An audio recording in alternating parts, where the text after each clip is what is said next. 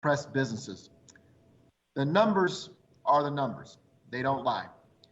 We've all seen this similar resurgence of infections across the country and frankly across the world. This is what we get when we don't have a national strategy where we're piecemealing the approaches, where states like Colorado took this seriously and others took the approach similar to what our leadership in Washington has advised, pretending that there was no pandemic. And the story, had we followed science, had we all worked together on a national strategy, the story might be different today. Despite our best efforts and the fact that most Denverites are dutifully wearing face coverings, practicing social distancing, postponing family gatherings, and otherwise making sacrifices to keep our community safe, Denver is not an island. We're the capital city, the largest city of the state, visited every day, and we cannot control what our near neighbors and others may be doing when they visit our city. I don't believe this is Denver's failing. It is rather failing by those who still refuse to believe in science and those who do not take it seriously. Here's what the compliance with the state order means to us here in Denver. Restaurants, retail businesses, and offices will have their 50% capacity cut in half. Indoor events now have a 25-person cap, and outdoor events have a 75-person cap. These are just some of the capacity limits that are back on for Denver. To get back to level 2, we must reduce our average daily cases, positivity, and hospitalization rates back to levels allowable for it, and then hold those reduced numbers for 2 weeks so we could be, it could be a little while before we're able to be upgraded. I want to be very clear. This does not impact vote centers. Vote centers are safe. We're asking everyone to wear a mask. In fact, it is required, and that you social distance when you show up to the vote centers. Here's what I hope every Denver resident will hear from us. If you contract this virus, at that moment, you have no way, zero, of knowing if you will have mild symptoms or if you will end up being put on a ventilator in the ICU. If you catch it, you can still spread it to others, even if you're asymptomatic. And you have no way of knowing, absolutely none, if those people will just get mild symptoms or, again, end up in the hospital right alongside you. These are not political words or political posturing. This isn't fear-mongering. That's just how the virus works. We don't know how it impacts individuals. And the people who are making this about politics, who are willfully ignoring the science, thinking it's not going to happen to them, going about their day because they think it isn't a big deal.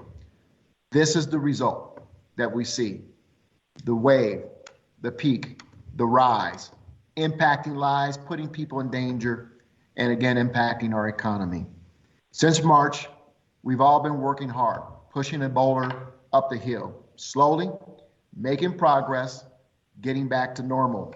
And it's taken every one of us to make the progress that we've seen. That boulder has just rolled back on us because some people have decided that they didn't want to push anymore.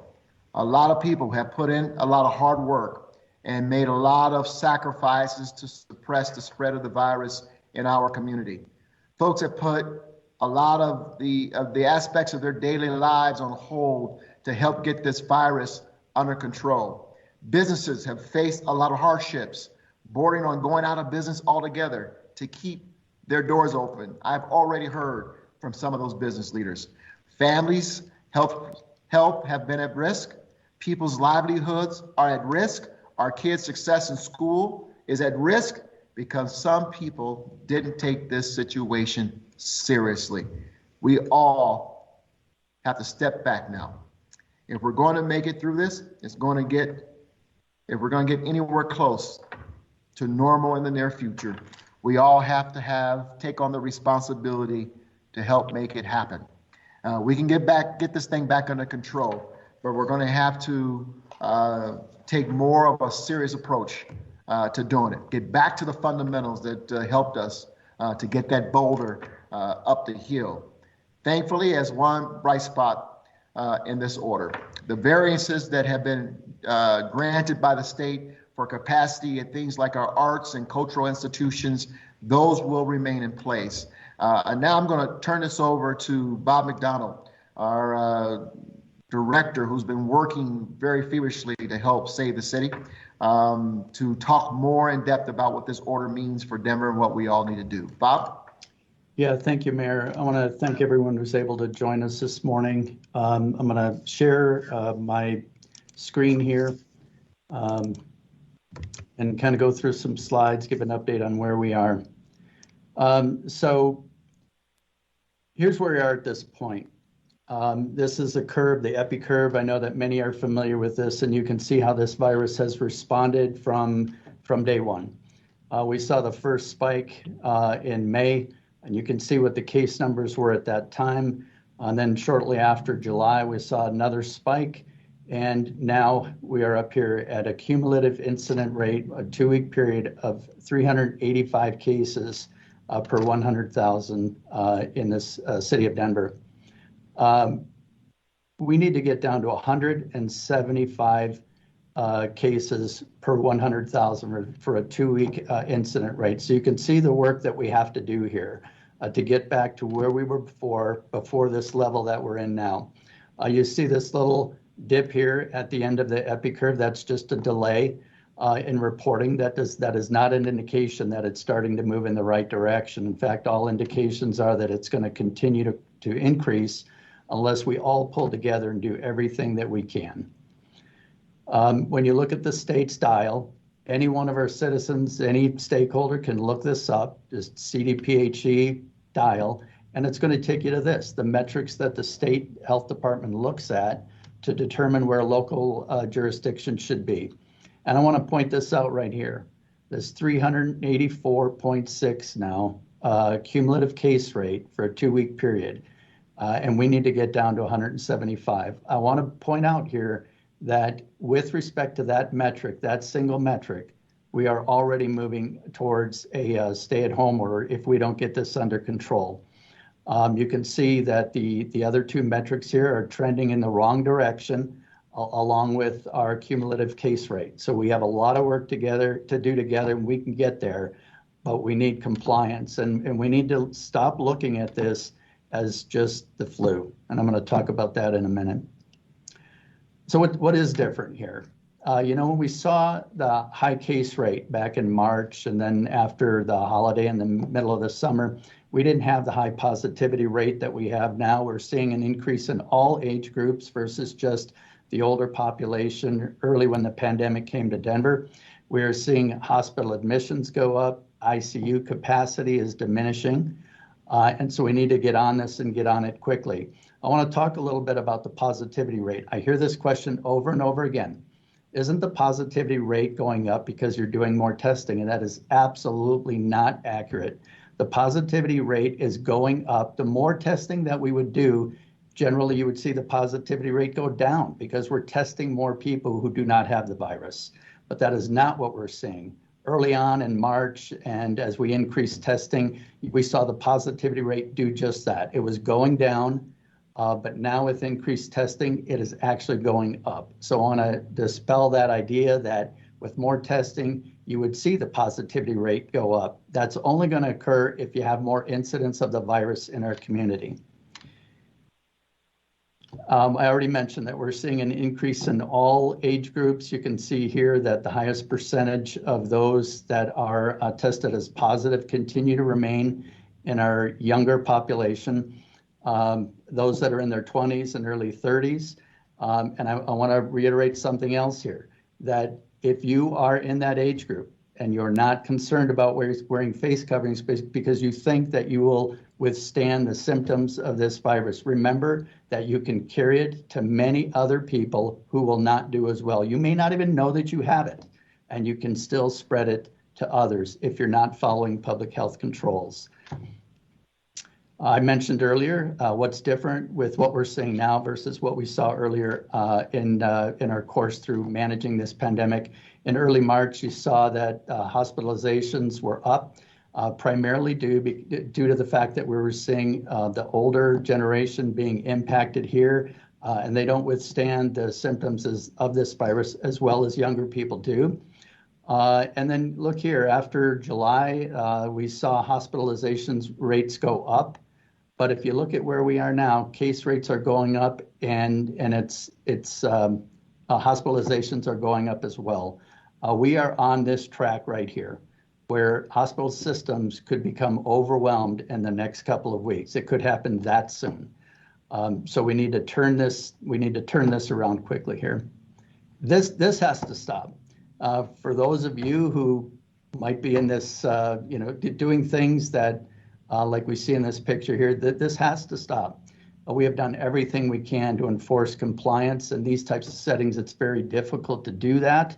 This was not a picture that was taken pre-COVID. It was not a picture that was taken in March or April or May. This was a picture that was taken and sent to me to this department last week. This type of situation here has to stop. We need to, all of you, younger adults, please distance, please wear face coverings. Remember that not everyone recovers easily. It's not just the older demographic here. There's a whole list of things here that people could be experiencing where this virus could be very, very harmful to them, if not create more fatalities. And people with these conditions, with some of these conditions, may not even know it. That they're experiencing these conditions. So we all need to be respectful of everyone else to get this under control and to make sure that we're not spreading it to people who may not withstand it as well as others. I hear people say, this isn't any worse than the flu, or there's the mentality that, I've had the flu before, I'll be okay with COVID-19. Let's get the record straight here.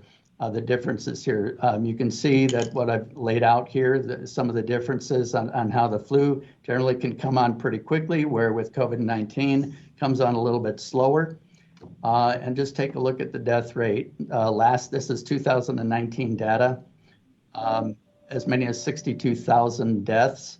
Where we are at right now, just in this country, 225,000 deaths, over 225,000 deaths with influenza. Hospitalization rate is about 69 hospital admissions per 100,000, where it's far more than that with COVID-19. Symptoms with the flu are a little bit more common, easier to identify, not as asymptomatic, where with this type of virus, many, many people can be asymptomatic. So back to this idea of those who think they'll do okay if they get it. Remember, you could get it, be asymptomatic, and give it to people who are struggling with many of those things that I had on the previous slide. In my 30 years in public health, I don't know if I've seen anything that a transmission of a virus or bacteria that spreads as easily as this one does. Face coverings work. They work. So whether you believe them or not, believe in the science or not, we need to be doing that. We need everybody. Every citizen needs to contribute with wearing face coverings. We can turn this around, but again, a high level of compliance is absolutely necessary, 100% compliance, and we can turn this around. Everybody needs to do their part, and if we do that over the upcoming months, before we get to the holiday season, we can be in a much better situation if we all comply. And with that, I'll stop and turn it back over to Teresa or the mayor. Thank you, Bob. Again, as we prepare to close, I just want to remind everyone, gathering in spaces not currently under capacity restrictions are limited. If you're with other people who aren't your family, you must wear a face covering, whether you're inside or out. And if you're a business, if your business falls under the new capacity restrictions, please take steps now to meet those requirements. Our Department of Public Health and Environment will be increasing enforcement of these activities that are prohibited under city and state public health orders. Our tolerance for violating the public health orders will have to be, unfortunately, very limited. And they have to be because This is about saving lives, as Bob has pointed out. Let me reiterate again. The election will not be impacted by these restrictions put in place today. We encourage voters to vote their mail ballot at home and use one of the 24-hour drop boxes or drive-throughs around the city to drop off their ballots. After yesterday, it is too late to mail in your ballot. You must drop it off now.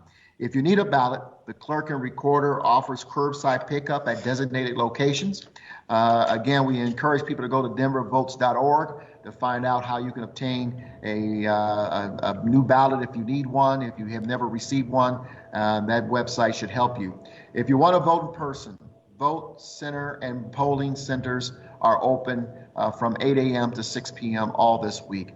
And voters should wear a mask and practice social distancing when voting in person. We'll go ahead and stop there and open it up for question and answer. I'll turn it over to you, Teresa, to facilitate us. All right, Mayor, thank you so much. Since I can't really see you, I'm going to ask that you just take turns. So if someone wants to get us started. Hey, Teresa Vicente with Fox 31. Mayor and Mr. McDonald, do you know what the main problem is here? Is it small gatherings, lack of masks, schools? Is there any one place that we can pinpoint where the biggest problem is? Thank you. Yeah, thank you for the question. It's a great question, and I think if we could pinpoint it, our job would probably be a lot easier. I mean, there are some things that we know, and every step of the way, we've tried to target our public health controls so that we have lesser impacts where we don't need them. For example, a number of weeks ago, we were seeing a lot of outbreaks, a lot of cases stemming from post-secondary settings, both on campus and off campus. And our public health control that we implemented at that time, there were many, but it was targeted towards universities.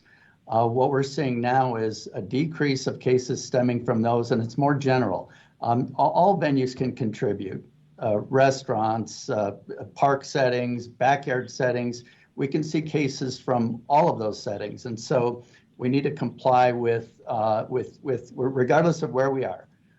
This new order stemming from the state here is geared towards addressing all of those venues where we can see cases. We're going to continue to try to target our public health controls, but it's very generalized now, which makes it a lot more difficult, and all the more reason for everybody to comply regardless of where they are.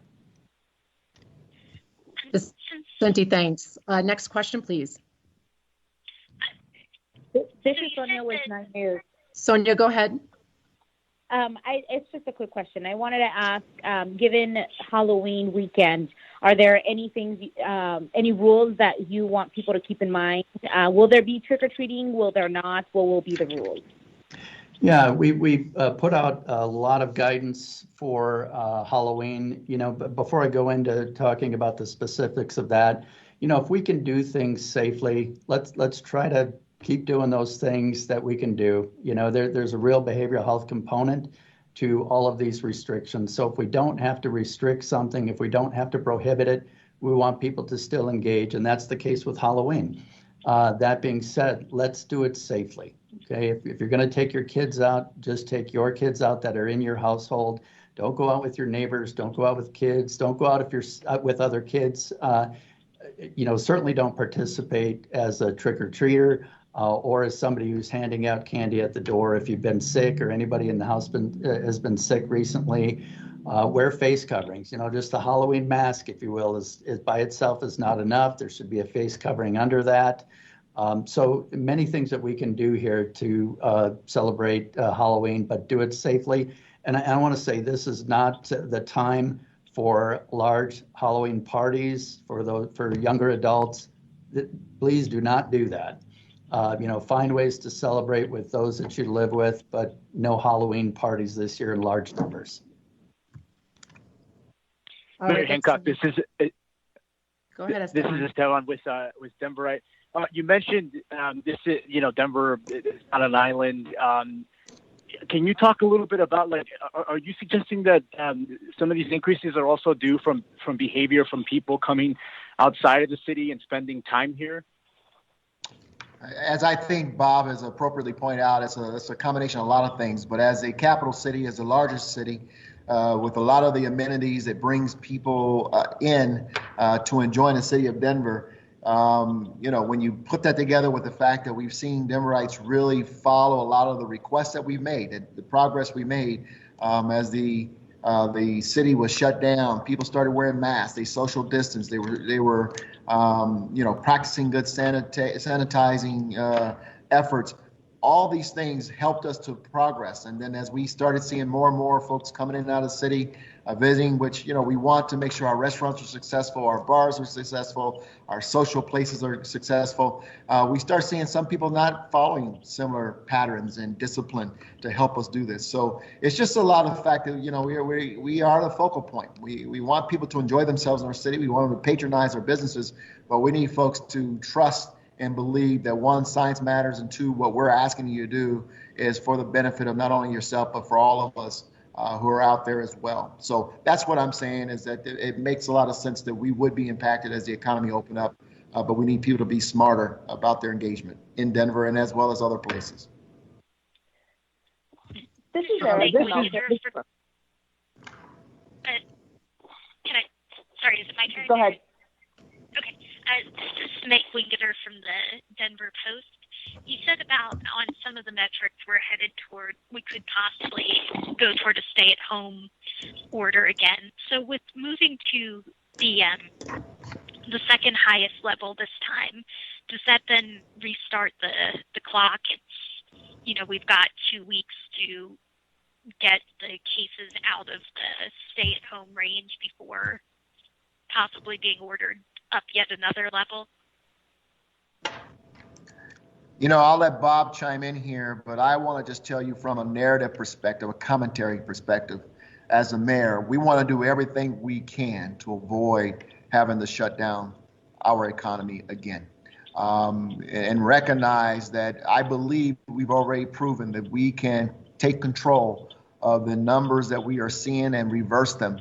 And that's why we're doing this, is to send a clarion call to everyone that we have a responsibility to once again put our hands on this boulder and begin to push it back up the hill. We can do it. We've proven we can.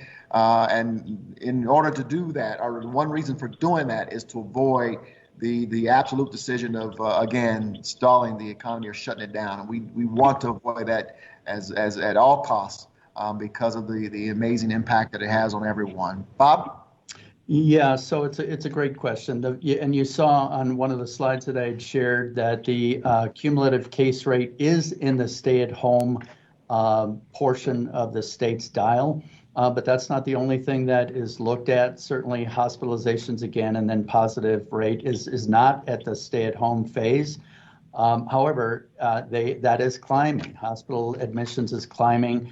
Positivity rate is climbing. But we'll continue to work closely with the state every step of the way to figure out what's the best thing to do at this point. But yeah, that's a real possibility here. If everyone doesn't contribute, I keep saying this, a small amount of non-compliance with public health orders can go a long way with transmission. So every individual needs to comply so that we can drive all three of those metrics down and avoid a stay-at-home order. This is Erica Meltzer from Chalkbeat. Are you asking Denver Public Schools to make any changes to their plans at this time? No, we consult with Denver Public Schools. I think the superintendent's done a great job with her leadership team trying to figure out what is the next step. We continue to have conversations with them, talking about potentially going virtual, but that decision has not been made yet. Putting these public health orders onto DPS and other school systems, that those systems are very nuanced. So we are dealing with Denver Public Schools and interacting with them and other school systems separately from this public health order. This is Tori Mason at CBS. Mayor Hancock, this is Go ahead, Tori. Let's go ahead and take Tori's question, please. Tori, go ahead. Okay, so variances that have been previously granted will be allowed, something that wasn't eligible under the state safer level 3 guidelines. Is there anything else for Denver that would differentiate from that? For example, will gyms and fitness centers have to go virtual or outdoor groups again? Mayor, would you like me to address that? Yeah, Bob, why don't you go ahead and address that? Yeah, so we're taking a look at that right now, talking with the state health department, considering that a particular venue. So I don't know that it's going to be included in all of the metrics or the restrictions that you'll see in level 3. So I think at this point, what I can say is more to come on that. We'll see what decision the state makes along those lines. Tori, thanks. Who did I step on last time? Was that you, Ed? I don't know who's in it. Teresa, this is Vinny at Bloomberg. Can I go ahead, ask a Vinny. question? Sure. Yeah, hi, Mayor. This is Del Giudice at Bloomberg News in Denver. As this intensifies, what's the economic impact going to be? Does this threaten the recovery we've seen? Have you been hearing from businesses saying they're just on the line of teetering, et cetera, because of this type of a situation? Thank you. Yeah, that's a great question. I'll tell you the businesses that I've heard from this morning, those who operate restaurants and taverns, acknowledging the fact that even with our level 2, they were just barely holding on. And so these restrictions are going to be pretty tough. Obviously, their concern is the amount of time that we remain at this level. And hopefully within the next couple of weeks, 2 to 4 weeks, we're able to emerge out of this and get back to level 2, if not even better. So that's their goal. They are concerned. They recognize that we got to do what we have to do to keep people safe. But again, all of this has been devastating to businesses. Nothing trumps saving lives. Trust me, they understand that. I understand that. But this has been a very difficult situation for our small businesses in particular. Anyone who hasn't Mayor, asked a question? Yeah, Mayor, this is Chris Van Intervene over Chris. 9 News. Do you think that we have obviously case counts are driving a lot of this. Do you worry that there is an over-reliance in the metric on case counts in particular? We're now double where we need to be in terms of incidence rates in the city and county of Denver, and getting down to 175 is going to be difficult under normal circumstances, but we also have an increased testing load, which we didn't see 4 or 5 weeks ago, where we're seeing a lot more testing going on. Do you worry that the metrics make it very, very difficult to go back now that case counts are emphasized so heavily? I appreciate that, Chris. It's a great question, and I'll say this, and then Bob may have some thoughts on this on a more detailed basis. But one of the things I'll tell you that it's not just the caseloads that we look at, and I think Bob has made that point. We also look at hospitalization rates, and they look at positivity rates over a rolling period of time.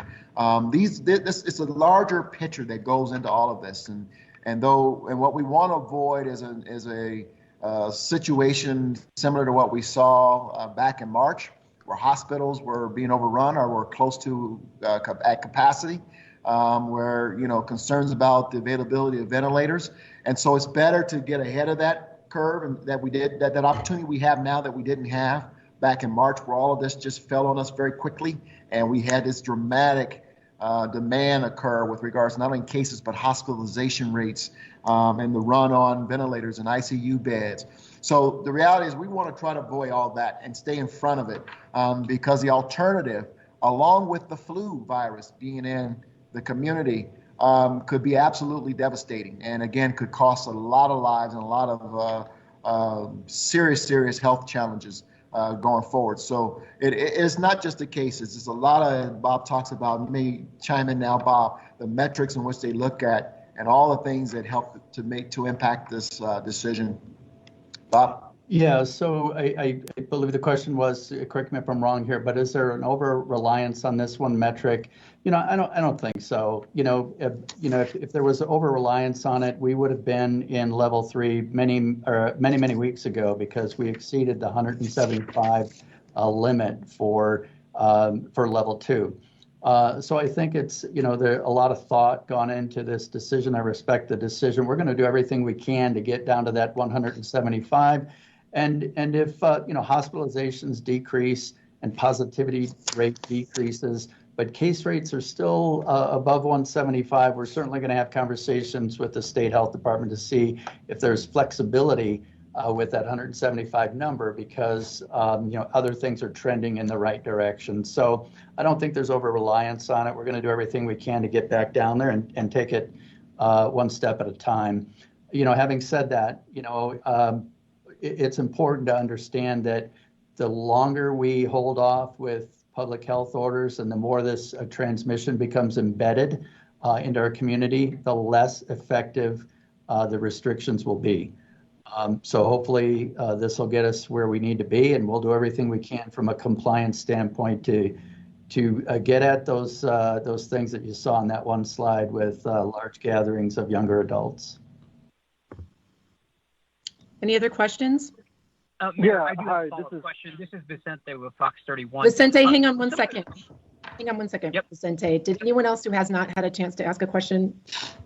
Yeah, this is Seth from the Denver Gazette.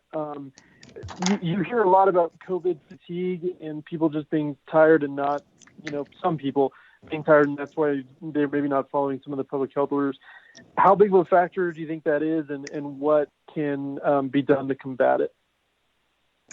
Yeah, good question. I think we all have COVID fatigue, but I liken it to, let's go back to pushing the boulder up the hill. We get tired. It's hard. It's a lot of work, but we've got to push through the tape and get it to the top of the mountain to make sure we're all safe, because otherwise the alternative of that boulder rolling back down on us could cost a lot of lives and absolutely debilitate the economy. There are a lot of folks out of work right now. There are a lot of folks whose lives have been put on hold, who are not going through with normal family activities. A lot of questions about how we're going to observe the holidays, if at all we're able to be together. I absolutely get it. I know Bob gets it. Everyone we're working with gets it. We walk into our offices, we don't have the full capacity of our team in place, present because of what we're dealing with here. Fatigue is natural. Fatigue is an honest response to all that we've been through. This has been 9-10 months. A very difficult time for everyone. But this is not the time for us to stop. We've got to, put our hands back on that boulder. We've got to put our shoulder into it. We've got to fight like hell to take care of our families, our community, and each other, and get that boulder up over that hill and recognize that that's the only way we're going to get back to some level of normalcy so that we don't have these questions next year, or that by the time we get to Easter, we're not dealing with these type of questions at this level come the spring. Bob? Yeah, thank you, Mayor. I think the only thing that I would add to that is, when we roll out new public health orders, whether it's at the local level or at the state level, we tend to focus on what we can't do because we need everybody to understand where we are and what they need to comply with so we can drive our numbers in the right direction. But let's keep in mind that people can still go to their favorite restaurant. They can still go for a walk in the park, go shopping, get ready for the holidays. There's still so many things that we can do. Go for a walk down the 16th Street Mall. I mean, just on and on and on. We're not saying you can't do those things. What we're saying is do them responsibly, do them in small numbers, preferably with your household, wear face coverings when you need to, keep the group size small. But there's still so many things that we can do in this city with the great parks we have, the excellent restaurants that we have, the wonderful parks here in Denver. We need to focus on what we can do to keep our mental health up. Vicente, hang with me one second. Jesse or Ed, did you have a question before we let Vicente have a follow-up? Yeah, I'll go ahead. Jesse at the Colorado Sun. I don't know if we got a 100% clear answer on that. I just wanted to confirm. Level 3 safer at home status requires that gyms shut down their in-person events and indoor activities. Is that happening in Denver? I just want to be 100% sure about that. Well, a communication from the state health department has been that, again, that they're going to move Denver to level 3.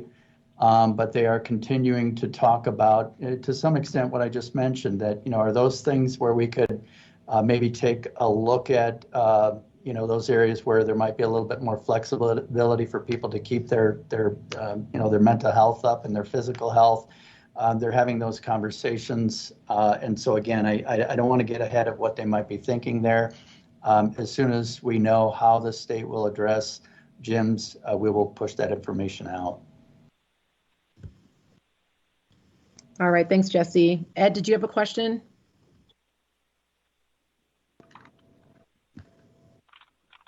Go ahead, Vicente, with your follow-up.